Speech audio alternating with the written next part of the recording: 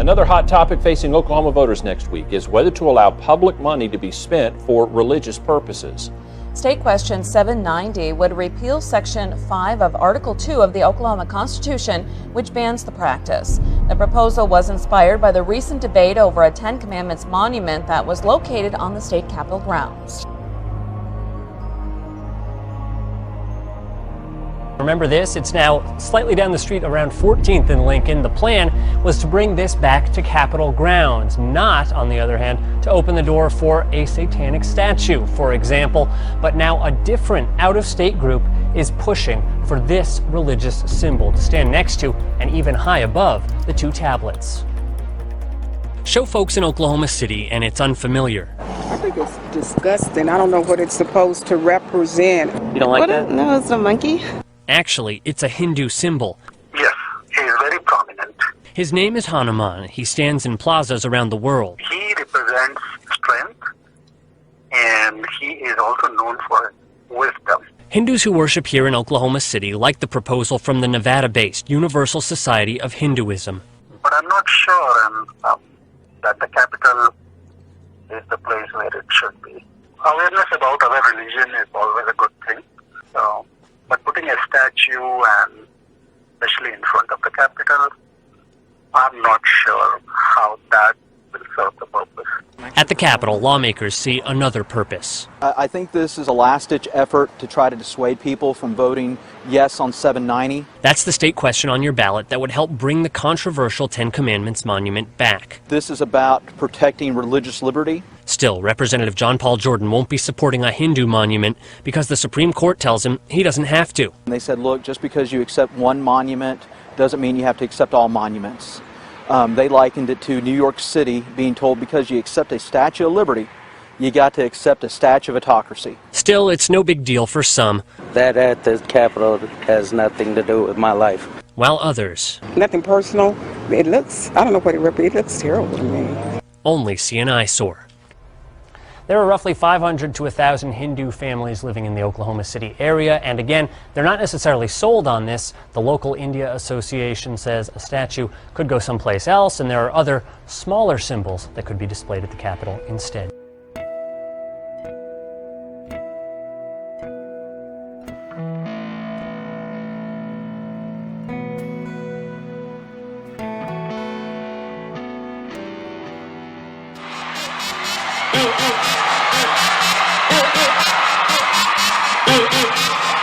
Cleveland, y'all all right?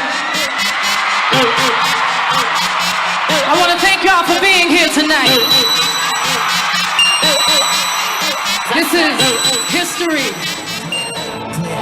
Ain't nobody fresher than the motherfucker.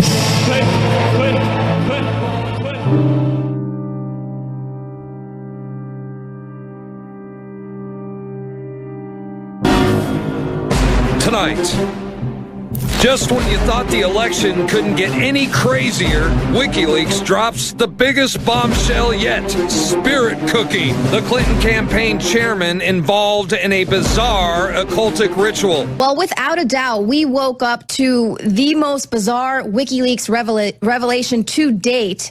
The Clinton campaign chairman, John Podesta, was invited to a spirit cooking dinner. Now, spirit cooking dinner, this is a cult black magic practice founded by Aleister Crowley, famous Satanist Aleister Crowley. And this woman, she's an artist. She's a performance artist, does these really bizarre rituals where the recipe calls for menstrual blood, semen, and breast milk. This basically, I'm a this is what's on the menu. Creature that wants to serve Satan, and he's talking to her like they're dear loves, and he's been in these before, and she has a menu of the different bloods, and there's videos of this woman totally bizarro sitting here, pulling her shirt up, getting a razor blade and carving a pentagram into her stomach with the blood dripping on TED Talk, calling this art. That's not art. You don't get it. It's art. Well, the issue here is we've always known this is going on. This is what our intel keeps bringing us about who these people are. It's very bizarre. And then we have this flashback. Adon Salazar put the flashback. Now, you remember, Guccifer was one of the first people who exposed that Hillary Clinton was working with his private server. He was able to hack in.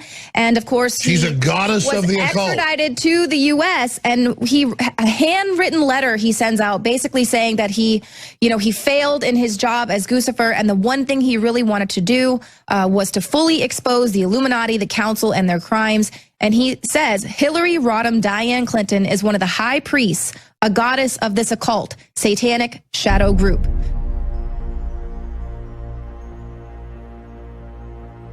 As WikiLeaks releases another batch of emails from Hillary Clinton's campaign, RT presents the next part of an exclusive interview given by the Whistleblower's website's co-founder Julian Assange to renowned documentary maker John Pilger and Dartmouth Films. They discuss one of the most shocking leaked letters, which allegedly proves that Hillary Clinton knew the Saudi government has been directly funding Islamic State. What is WikiLeaks doing? Are they trying to put Trump in the White House? Trump would not be permitted to win. Banks, intelligence, arms companies, they all want him. Be it foreign money, etc. Yeah. Is all united behind Hillary Clinton, and the media as well. So media owners and even journalists themselves. Donald Trump's lack of support from any corner of any establishment is pretty much the opposite of the situation that Hillary Clinton is in. But can too much support be a bad thing, especially when it lumps you in a club with some pretty dubious members?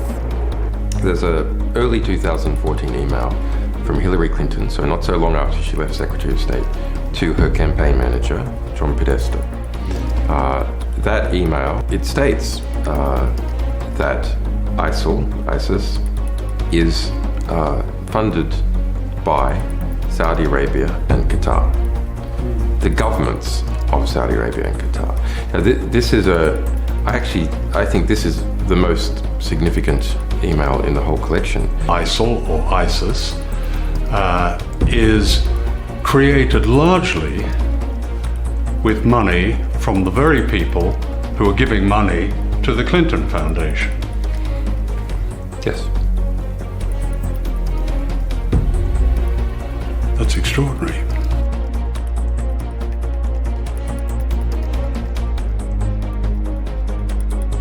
CBS News has learned about a potential terror threat ahead of the election. Sources say that U.S. intelligence has alerted joint terrorism task forces that al-Qaeda could be planning attacks in 3 states for Monday. That, as you know, is the day before the election. It is believed that New York, Texas, and Virginia are all possible targets. The credibility of the intelligence has not been confirmed. Jeff Pegues is in Washington with new details. Jeff, it's very disconcerting to hear this on this Friday. Good morning to you.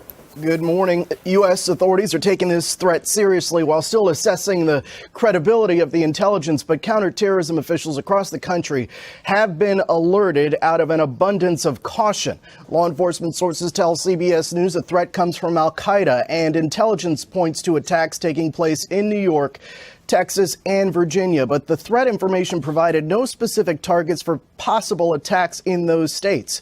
As Election Day approaches, federal law enforcement is planning for several worst-case scenarios. Earlier this week, an alert to local police warned of polling places being seen as attractive targets for lone wolf-type attacks by individuals motivated by violent extremist or sovereign citizen activity. A senior FBI official says the Bureau is working closely with the Department of Homeland Security and other federal, state, and local agencies to disrupt and identify potential threats. It is not unusual for there to be an increase in the volume of threats leading up to significant events like holidays or even an election. An official says it is important to investigate those threats thoroughly. The election is big news all over the world, especially in Russia. In Moscow, Elizabeth Palmer found who Russia's president is supporting. No one in today's Kremlin-sponsored rally celebrating Russian unity can vote in the U.S. election, of course. But if they could, they've picked their candidate. Я за Трампа. Ну пусть будет Трамп. For the past few months, Russians have been fed the Kremlin's message through mass media, and that is Hillary Clinton is bad, Donald Trump is better, the U.S. elections are in a shambles, and American democracy itself is broken. On state TV's most watched news program, the anchor called the election America's biggest scandal and featured Rudolph Giuliani with tales of vote rigging. State television is direct extension of the Kremlin. Mikhail Fishman is the editor-in-chief of the Moscow Times. What does the Kremlin want to put in Russians' heads? There is no real democracy in the world. It doesn't work. Because democracy threatens President Vladimir Putin. Just look at the anti-Putin demonstrations demanding democracy in 2011 after vote-rigging allegations in Russia's parliamentary elections. And when then Secretary of State Hillary Clinton said she had serious concerns, the Kremlin saw it as unforgivable U.S. meddling. It also blamed America for backing democratic uprisings in Russia's backyard in nearby Ukraine and Georgia.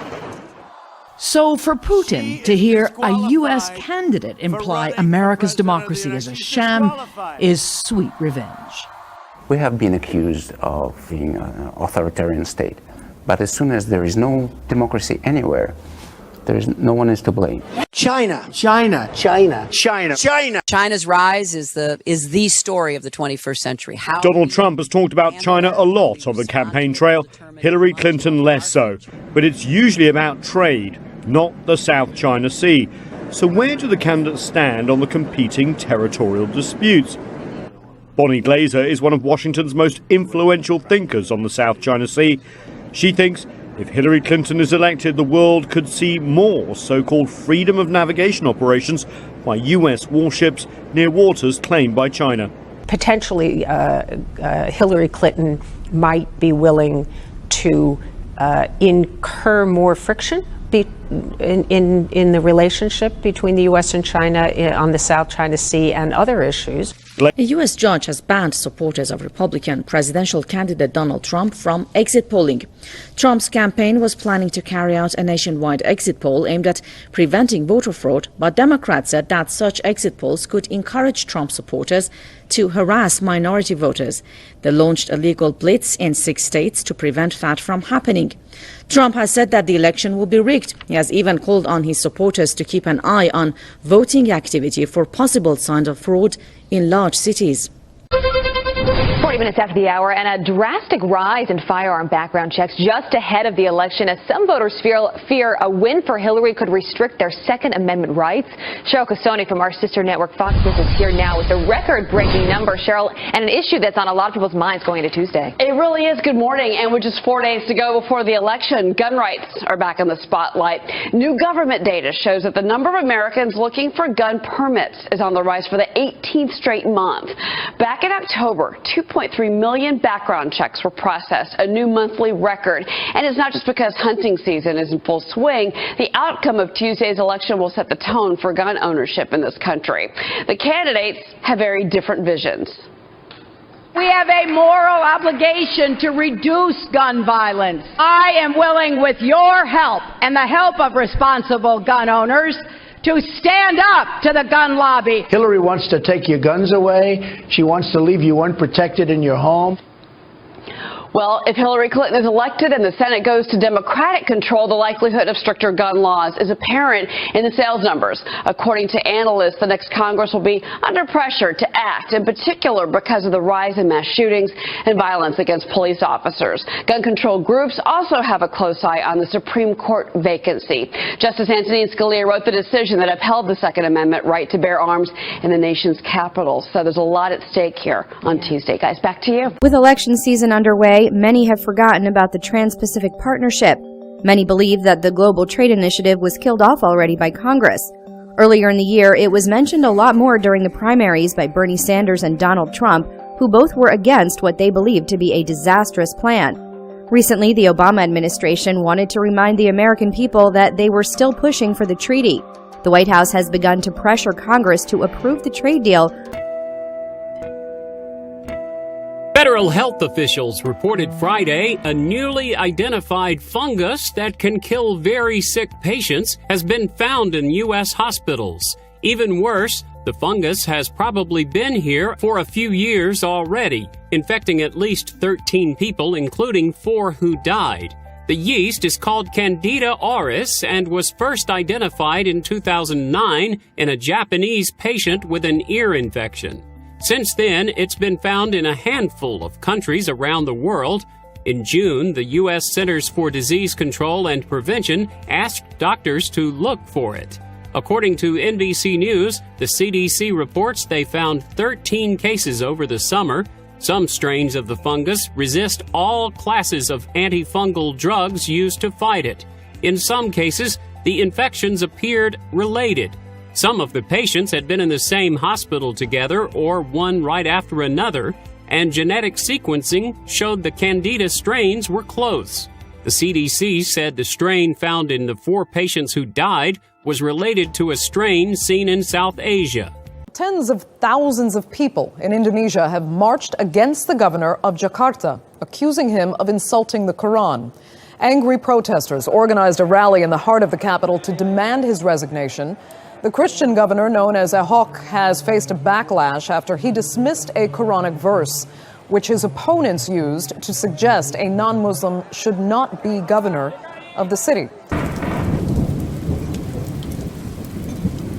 A news agency affiliated with ISO has released a video showing it blowing up a Russian helicopter in a rural area of eastern Homs province. The Russian military confirmed one of its helicopters came under rebel fire while delivering humanitarian aid and was forced to make an emergency landing before being destroyed. However, it said its crew were unhurt and were rescued immediately after the incident.